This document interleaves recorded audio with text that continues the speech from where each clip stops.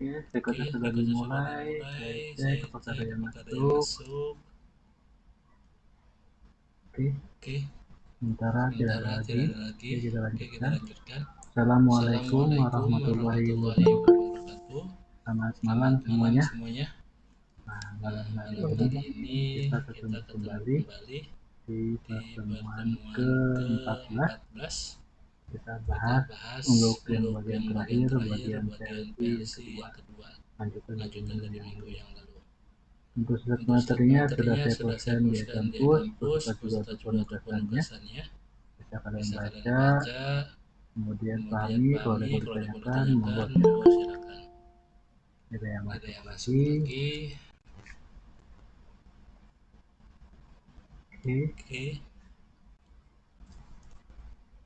Oke, berikutnya ini bobot untuk penilaian mata kuliah otomasi sistem dan juga tentang kontrak perkuliahan.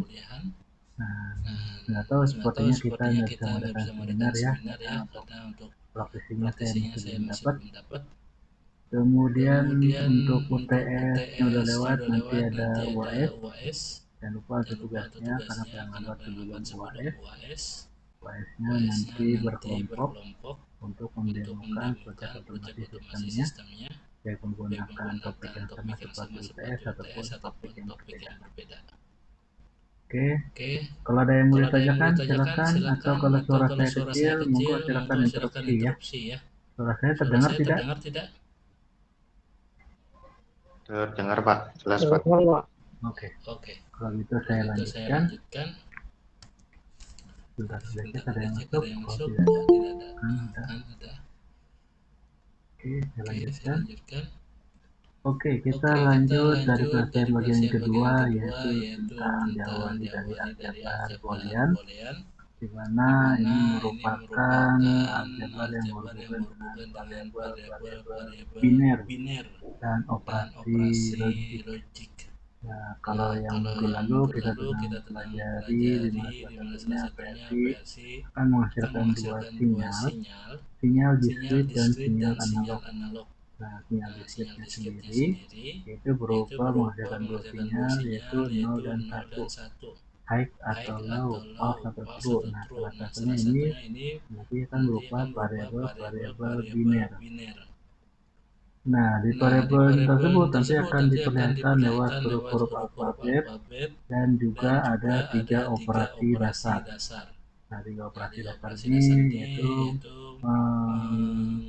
mengartikan dari 3 logika yang digunakan, yaitu AND, OR, dan NOT. NOT itu berupa komplement atau kebalikannya. Oke. Nah, di fungsinya boolean sendiri nantinya akan menerjemahkan dari variabel biner yang menunjukkan fungsi, di mana nantinya akan menghasilkan suatu ekspresi aljabar yang mana menggunakan variabel tersebut ini akan menghasilkan nilai sinyal, baik itu nilainya konstantanya 0 ataupun 1. Kemudian, nah di dalam logikanya sendiri ini ada 3 aturan. Yang pertama, suatu keadaan tidak dapat dalam kedua keadaan, itu bisa benar atau salah sekaligus, hanya salah satu. Kemudian masing-masing adalah benar atau salah. Dan yang ketiga, keadaan tersebut akan diartikan benar, berarti itu tidak salah.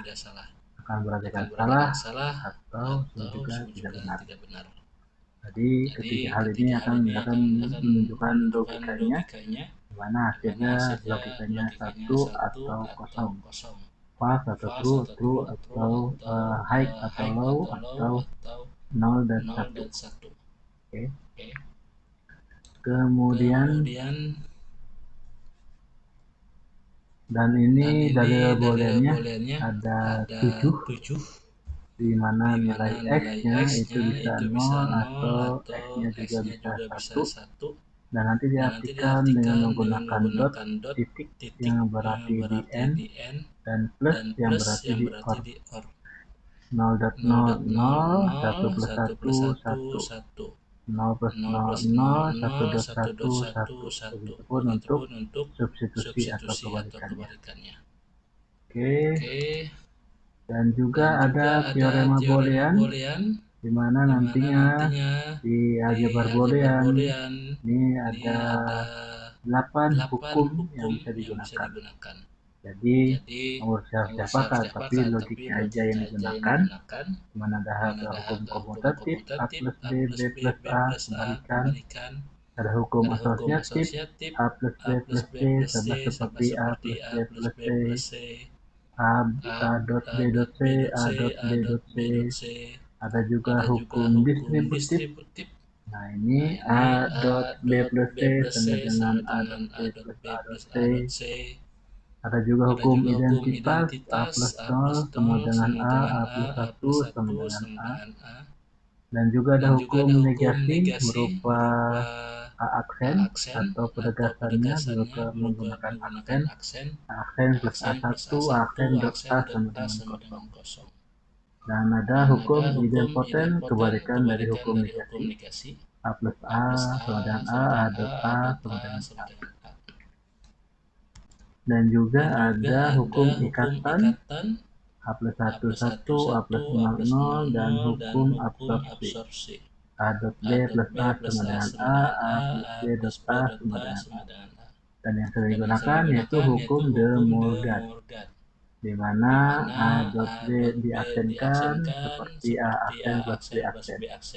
Begitupun hukum yang lainnya. Oke, tadi yang sering digunakan itu hukum De Morgan. Nah, dari hukum dan juga secara dari aljabar tersebut nantinya akan mengimplementasikan yang namanya gerbang logika atau gate. Gate-nya berupa simbol untuk AND, OR, ataupun NOT, ataupun gabungan dari ketiga tersebut yang akan menghasilkan sinyal keluaran berupa satu sinyal keluaran. Sedangkan untuk inputannya bisa lebih dari satu, bisa 2, 3, 4, dan selanjutnya. Namun untuk outputnya hanya satu, bisa nilainya 0 atau 1. Nah, ini di rangkaian logika dasar sendiri, kalau misalkan kita buka, yaitu ada berupa gerbang logika. Nah, data gerbang logikanya, nah seperti ini. Ini ada AND, ada OR, ada NOT, NAND, NOR, XOR, dan XNOR. Berdasarkan dari hasil dari inputannya 2 sinyal dan menghasilkan 1 sinyal. Nah, sebentar lagi masuk.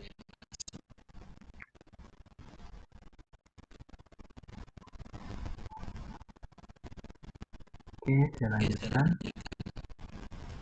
Gerbang logika ini akan menunjukkan bahwa nilai yang akan dimasukkan sinyalnya yaitu bisa high ataupun low berupa sinyal 1 di challenge dengan sinyal yang kedua atau sinyal yang berikutnya, dan ada logikanya untuk AND, OR, NOT, dan sebagainya hingga akan menghasilkan satu sinyal keluaran. Nah, satu sinyal keluaran ini akan masuk kembali ke logika berikutnya berupa masuk ke gerbang gate ataupun sudah output terakhirnya. Oke. Nah, berikutnya ini ada bahasa pemrograman di PLC. Kalau misalkan saya buka PLC-nya,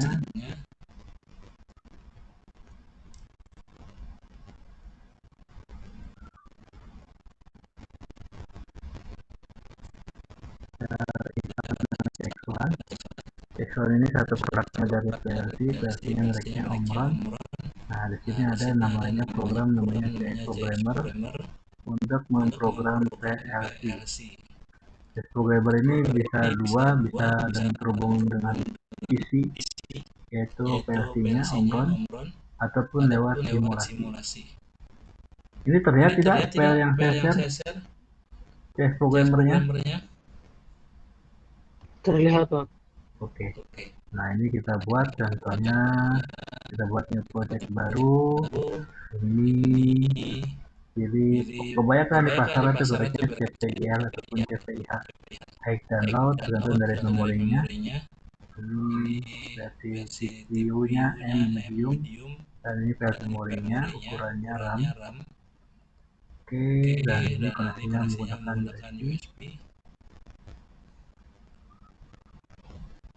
Nah, Di dalam PLC, bahasa pemrograman yang kita gunakan itu sebenarnya dalam bentuk fisiknya itu ada dua, yaitu lewat diagram ladder atau juga lewat kode mnemonik namanya, berupa bahasa assembler, bahasa mesin. Nah, tapi ini tidak user friendly ya. Nah, biasanya yang paling mudah itu berupa diagram ladder. Contohnya, ini berupa inputan. Nah, inputannya misalkan saya kasih untuk 0,01. Oke, ini sebagai tombol start. Nah, berikutnya ada ini untuk input yang kedua 0,02 berupa tombol stop. Oke, dan outputnya nanti berupa motor misalkan alamatnya di 100 0.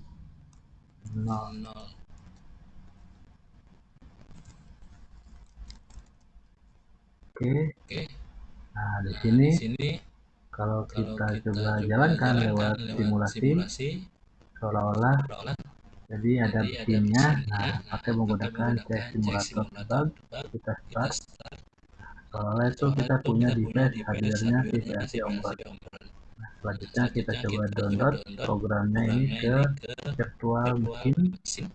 Yes. Nah, ini bisa kita jalankan. Caranya kalau kita klik set di sini menjadi on, hidup. Nah, nanti motornya hidup. Oke.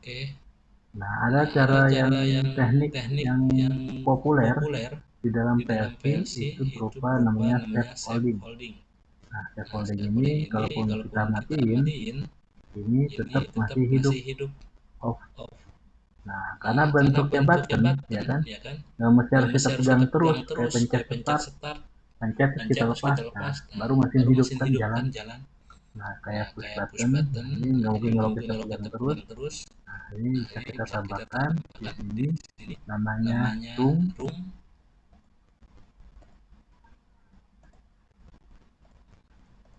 Nah, di sini kita isikan ini outputannya berupa dari si motor, kita buat jadi input.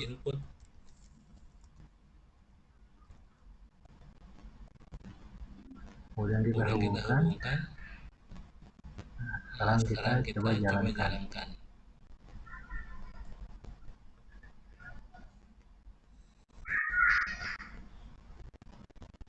Nah, ini hidup. Ini kita starting. Set on. Hidup kan? Nah, ini pencet. Sekarang kita pencetnya kita lepas. Hop. Nah, motor tetap hidup terus. Kecuali kalau kita pencet stop. Di sini stopnya kan tadi kita buat on, stop. Nah, motor baru mati. Seperti itu. Ini kalau kita lepas lagi jadi normally close lagi.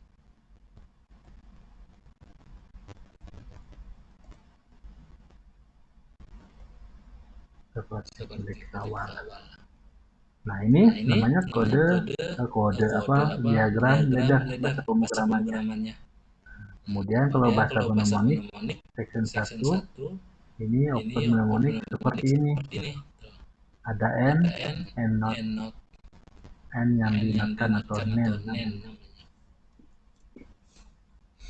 Oke, nah ini emang nggak familiar, tidak user friendly, agak sulit untuk kita buat untuk logika pemrogramannya. Lebih enak kalau di PLC ini ada menggunakan diagram ladder. Ada cara berikutnya bahasa pemrogramannya yaitu menggunakan serial komunikasi. Bisa menggunakan RS232, USB, RS422 atau 485. Contohnya misalkan di Cayenne. Kalau di Omron agak sulit untuk serialnya. Jadi saya buat ini ada aplikasi snip atau snipper untuk untuk melihat komen yang dikirimkan. misalkan COM3. Kemudian saya menggunakan aplikasi tester.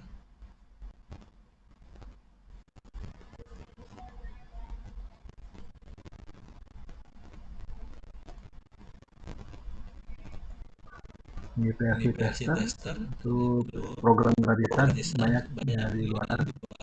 Nah ini contohnya versinya bisa apa aja, bisa Kayan, Nudek, bisa Siman, bisa Mitsubishi. Nah saya coba yang Kayan, COM-nya COM3. Kemudian ini portnya beberapa alamatnya, misalkan 1. Kalau saya aktifkan, nah dia akan mengirim komen ST spasi 1, kemudian ada komen untuk enter OD atau sekretaris. Nah ini untuk menandakan untuk starting, soal pencet atau hidup gitu. Nah ini tadi gagal. Ada juga misalkan saya tutup nih karena dia bouncing, jadi saya tutup. Kemudian saya buka lagi, aplikasinya. Nah tadi tutup ya, sekarang saya untuk COM3 untuk menutupnya. Nah, RS itu untuk menormali open, ini normally close, seperti itu. Jadi bisa lewat komunikasi serial, bisa menggunakan diagram ladder, bisa juga kode mnemonik. Seperti itu untuk bahasa pemrogramannya. Kemudian, nah ini dari diagram ladder di mana berupa garis vertikal, di mana membacanya dari mulai sebelah kiri ke sebelah kanan, dan juga ada beberapa instruksi untuk normally open, normally close, not open, not close, kemudian output, not output, dan juga berupa memori, bisa kita isikan berupa timer, counter, data memori, dan yang lainnya. Dan ini contoh diagram ladder yang dibuat seperti ini. Nah ini saya tutup ya. Ini juga saya tutup. Nah, ini balik lagi ke yang tadi. Nah, kalau saya stop, kita bisa menghidupkan misalkan untuk starting. Di sini ada alamat juga lewat 100. Jadi inputannya motor kita ikutkan, kemudian digerakkan.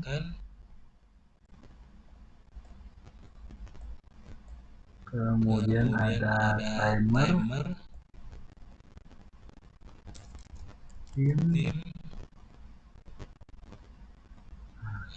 bisa kita set value. Timer misalkan berapa nih? Timernya 5 nih.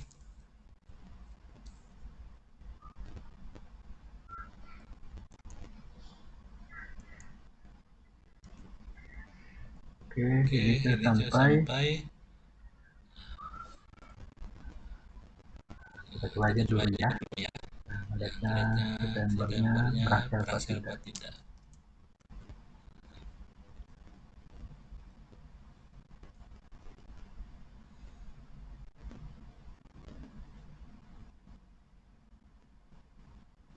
Kalau kita hidupin on, nah timer nanti akan jalan. Nilainya ini 5. Oh ini tunggu kita set dulu ya. Taruh dulu.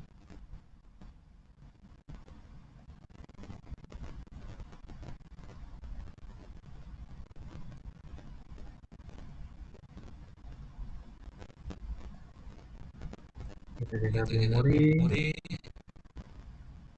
Pastikan untuk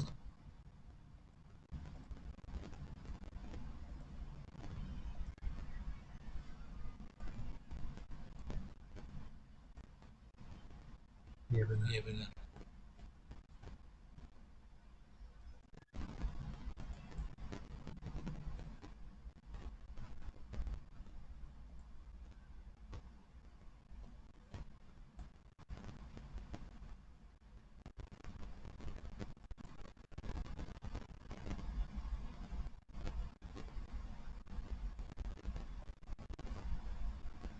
buatkan 10. Biar kelihatan ya, 50. Oke. Hidup nggak dia?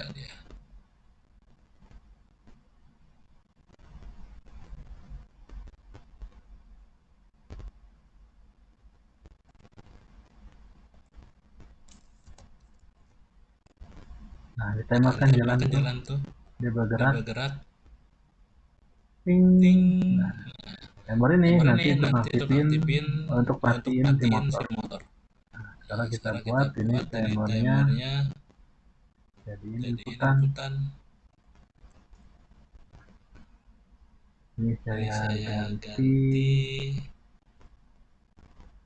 saya tambahin aja, sini kita add lagi berupa tim.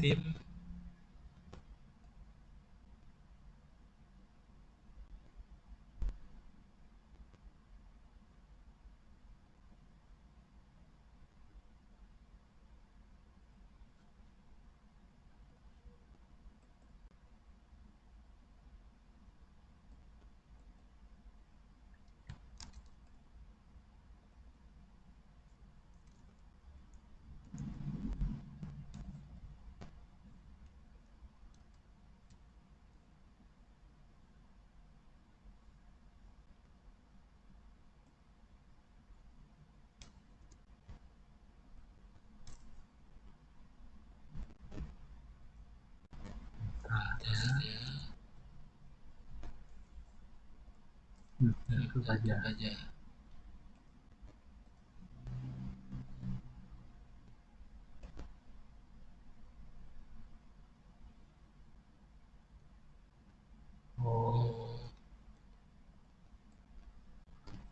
buat sini beratnya 0,03. Alatnya 101.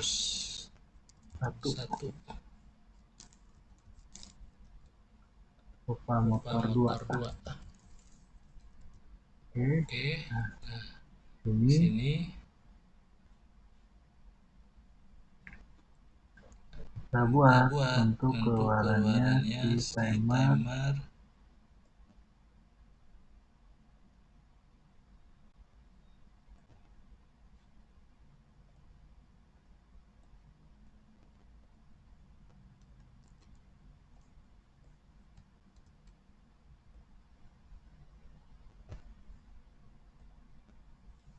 Terus 01.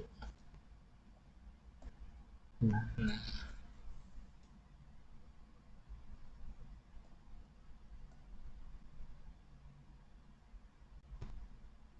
Ini error.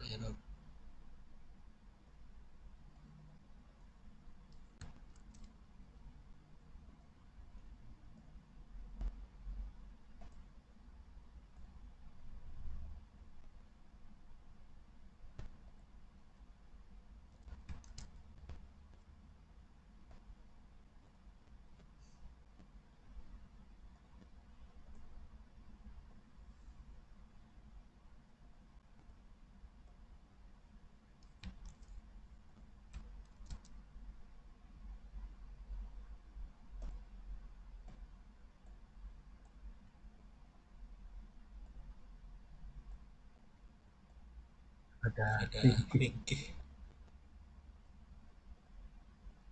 Oke.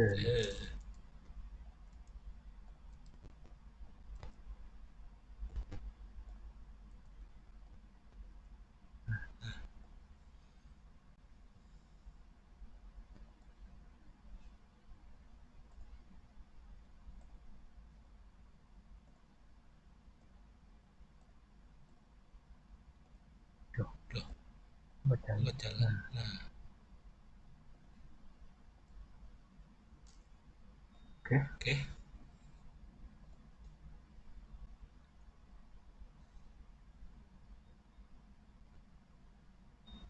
Dia saya jalankan.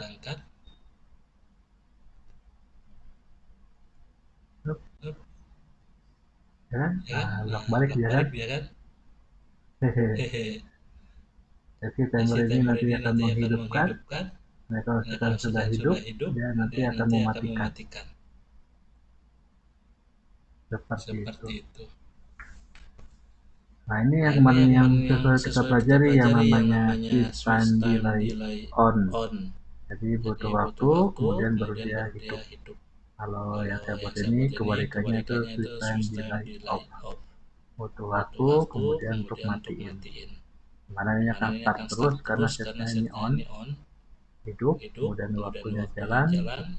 Ini kita set akan mau set waktunya, value,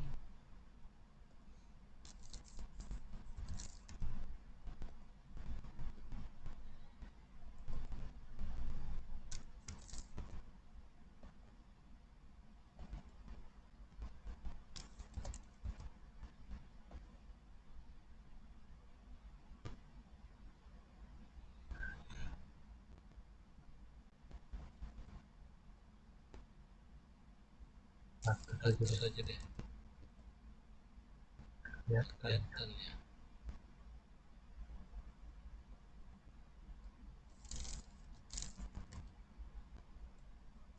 Karena langsung mati dia ya. Jadi direset lagi. Jadi kalau kita set di sininya mungkin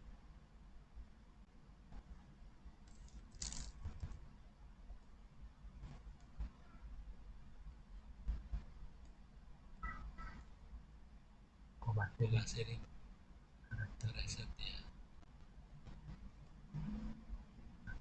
Reset ya. Seperti itu. Kemudian ini prinsip laddernya.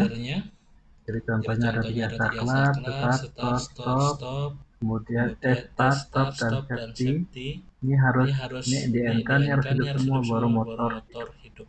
Outputnya hidup. Jika salah satu tidak, maka tidak bisa hidup. Seperti itu.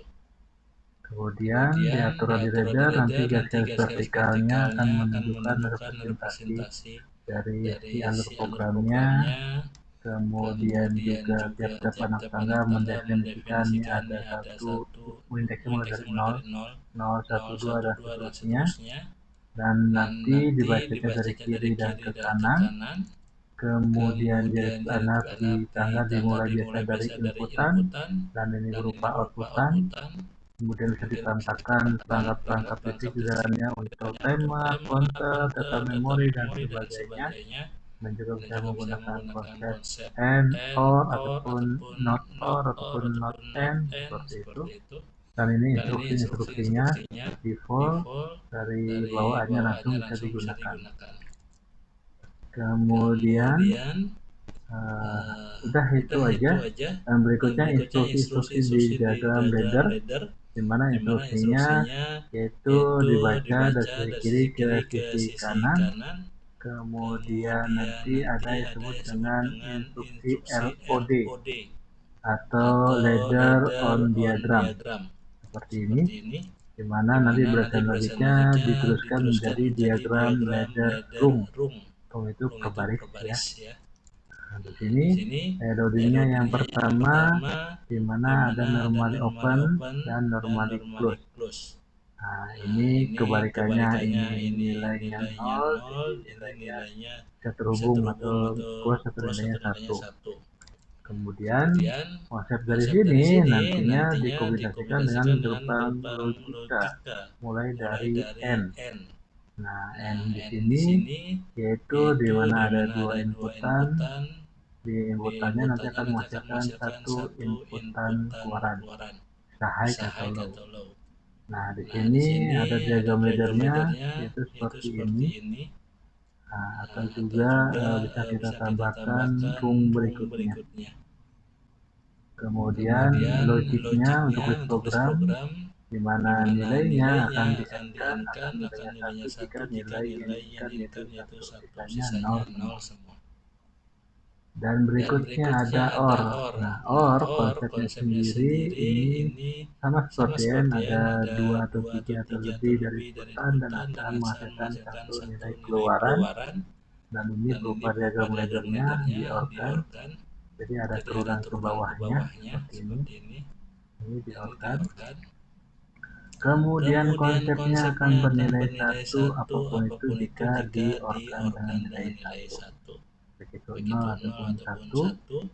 Dan berikutnya ada diagram end load, di mana yaitu konsepnya ada nilai n yang sebelumnya nilai sinyalnya itu berasal dari gabungan sinyal keluaran yang lain, bisa dari n, or, xor, nor, dan sebagainya.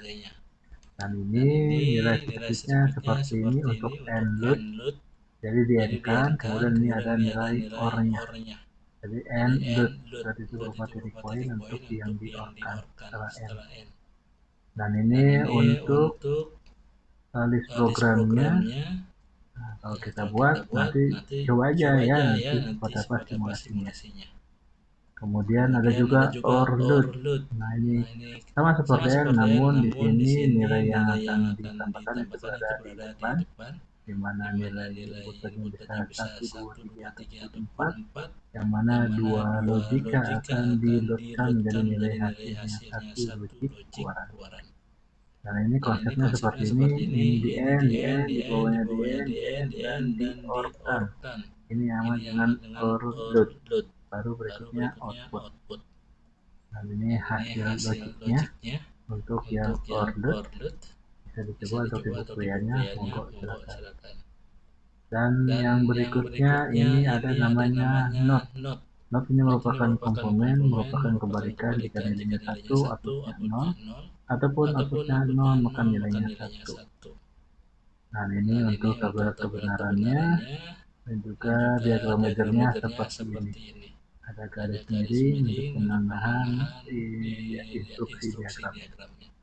Berarti kalau ini not n atau n not. Kemudian programnya seperti ini kebalikannya. Oke, ini untuk versi bagian yang kedua selesai. Nanti tugasnya buat presume di Word ataupun PDF tentang pertemuan ke-14 ini. Monggo silakan kalau ada yang mau ditanyakan silakan. Jangan lupa untuk tugasnya paling lambat puas. Apa ini? Pak, mau nanya Pak. Ya silakan. Kalau buat inputan motor kan value address-nya itu gak mesti harus 0,001 gitu Pak. Iya. Nggak mesti. Itu saya asal aja. Yang penting alamatnya sama gitu ya Pak ya?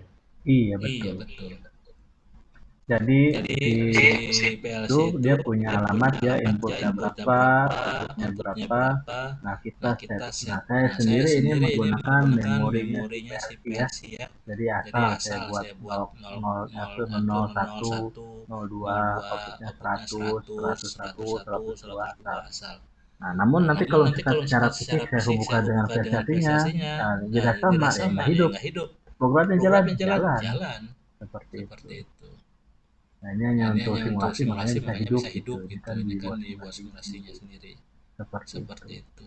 Dan yang paling bisa dibuat HMI-nya, pasangannya PLC itu sama seperti HMI. Pasangannya yaitu Human Machine Interface. Gimana buatnya nanti kita pasangkan ya ada tulisannya ini start PLC to be integrated simulasi.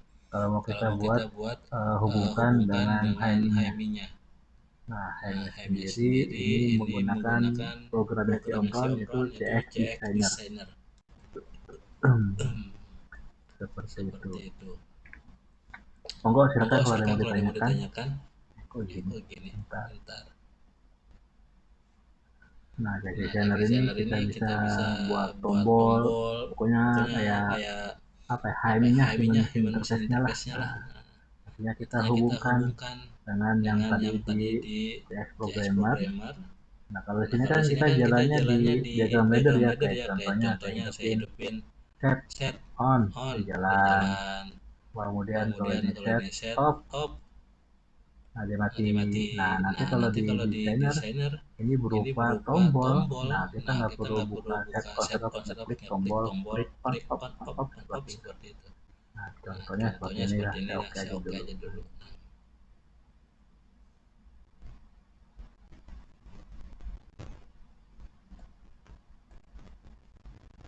Di tampilannya, nah kita buat yang namanya function object. Ini ada on off button. Nah, on buttonnya kita buat misalkan ini tampilannya. Nah, kemudian ada lampu. Nah, lampu outputnya seperti ini. Yang kita set nanti masing-masing alamatnya berapa. Nanti kalau dia hidup seperti ini, kalau dia kena tertekan seperti ini. Nah, contoh aja kalau misalkan kita jalankan. Oke.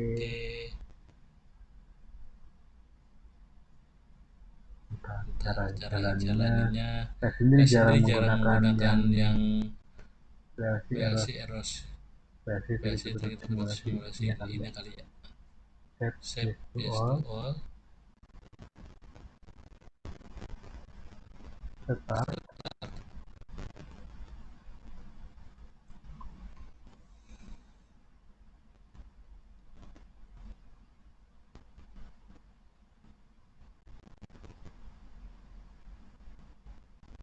Nah, jalan. Nah, saya pencet seperti ini. Ya, hidup ya.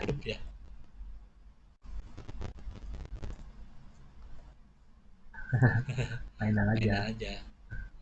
Kalau misalkan di industri, bisa kita desain ini mana ya, simple aja contoh. Seperti itu.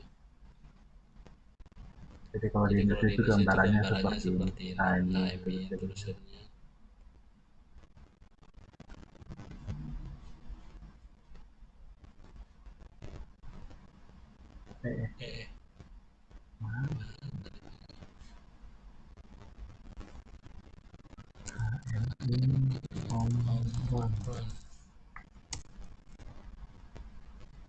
Gambar. Nah, jadi ada satu, sebenarnya bukan TV sih, tapi ini berupa LCD monitor yang touchscreen. Nanti kita desain, kemudian nanti kita kirimkan gambar atau lainnya nanti bisa ditampilkan dalam bentuk contohnya seperti ini. Nah, ini hanya untuk kontrol mesinnya, jadi bisa kelihatan di sini. Yang gede aja gambarnya. Nah, ini tetap versinya. Nah, ternyata seperti ini.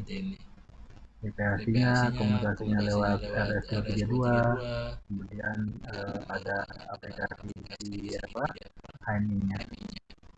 Jadi kita nggak perlu langsung lewat diagram aja, bisa manual lewat dari sini juga bisa. Kita pastiin nanti sudah susah atau tidak, udah selesai. Seperti itu. Nah, sebenarnya ada satu lagi yang namanya SCADA. Nah, bedanya kalau SCADA itu Supervisory Control and Data Acquisition. Nah, itu bisa lewat jaringan Ethernet. Jadi istilahnya seperti layaknya kita IoT, bisa kita kontrol di mana saja, kapan saja, asalkan terhubung dengan internet. Namun konsepnya SCADA tidak sejauh dengan IoT ya, karena SCADA sini terbentur misalkan untuk frameworknya. Nah, di situ kita tidak bisa untuk framework dari berbasis dari mobile, desktop, ataupun web, ataupun dari operating sistemnya sendiri, itu biasanya udah asumsi ada OS-nya sendiri seperti itu. Ada tapi powerful, dan itu lebih luas untuk sistem kontrolnya. Beda kadang-kala kalau untuk yang IoT terbentuk lewat jaringan dan jaringan sendiri terbunuh dari sinyal. Semakin banyaknya noise maka akan terganggu adanya delay. Kalau SCADA nanti tergantung adanya semacam seperti black box itu pengiriman sinyal di dalam satu tower ataupun kontrol sistemnya. Tapi kita nanti minggu depan kita akan bahas balik lagi ke RPA. RPA-nya kemarin kan kita udah nyoba import Excel ke web. Nah, nanti dari web kita nyoba simpan ke Excel. Import sudah, exportnya belum. Kita coba yang export. Seperti itu. Monggo mungkin kalau ada yang mau ditanyakan silahkan. Jangan lupa untuk absen biaya kampus, bisa klik online, bisa isi kolom komentar atau klik absen. Jangan lupa untuk tugasnya paling lambat sebelum UAS. Kemudian iya, satu hal saya mau ngasih tahu info bahwa ada pengumuman libur ya. Nah, atau kalian udah baca atau belum, ini liburnya hari Kamis 25, Jumat 25, sedangkan kita sendiri ini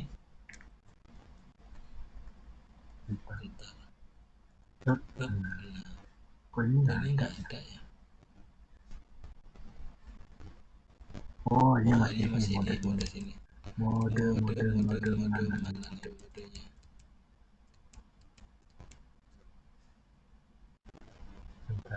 Modenya. Nah, dashboardnya ada hilang. Jadi mana tadi? Pencet mana tadi? Pencet ya ini lagi. CS muncul dia. Nah, mode ini liburan. Jadi minggu depan tanggal 23 kita bisa masuk, atau kalau mau libur silakan, nanti masuknya tanggal 30. Kalau sekarang saya libur 30, kita besok masuk pertemuan ke-15. Nah, kemudian kita baca PA. Ini liburnya tanggal 25, 26, 31 dan tanggal 1. Oke. Kemudian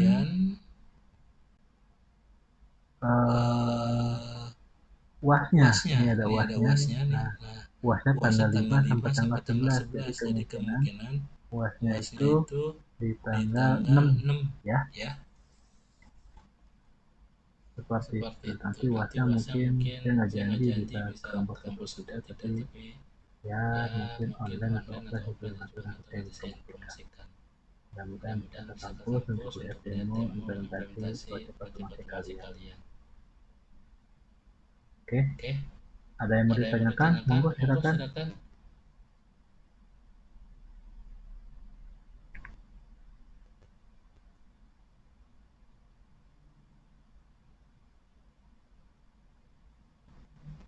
Suara saya terdengar jelas kan? Terdengar, Pak. Dengar, Pak. Kalau misalkan nggak terdengar atau kurang jelas, infoin ya. Baik, Pak. Monggo silakan kalau ada yang mau ditanyakan, kalau ada kesulitan, infokan. Mohon maaf kalau misalkan kayak kemarin ada yang nanya tapi saya lagi perhati. Jadi ya gini soloan, jadi rada sulit untuk balasnya. Tapi kalau misalkan udah selesai, biasanya pulangnya berangkatnya habis pulang kerja, jam 4-an ngantri, diterima ke sekitar jam 5 atau jam 6, selesai jam 8, nanti nanti dilanjut lagi kalau misalkan ada yang ditanyakan, contohnya kayak kemarin tentang RPA. Pak, RPA-nya pakai Excel-nya sama nggak? Atau misalkan saya buat beda sendiri sesuai dengan Google Form, ya silakan mau sama atau beda, yang kalian coba, kalian tahu seperti apa.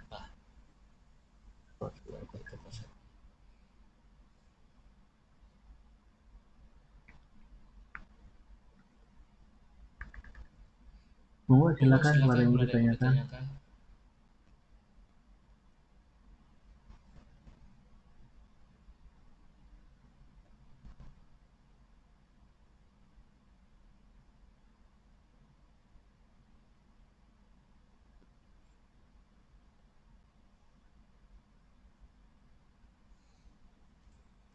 Oke. Kalau tidak ada yang tanyakan, ya akan tutup. Nanti kita ketemu lagi minggu depan, insya Allah. Minggu depan masih masuk ya, nanti dosanya aja yang libur. Minggu depan kita lanjut di pertemuan ke-15, kita akan bahas RPA. Bila mana ada yang mau ditanyakan di luar jam kuliah, monggo bisa WA, Japri, atau Wedi Group, atau lewat email. Oke, saya akhiri untuk malam hari ini. Wabillahi taufiq wal hidayah. Assalamualaikum warahmatullahi wabarakatuh. Waalaikumsalam. Warahmatullahi wabarakatuh.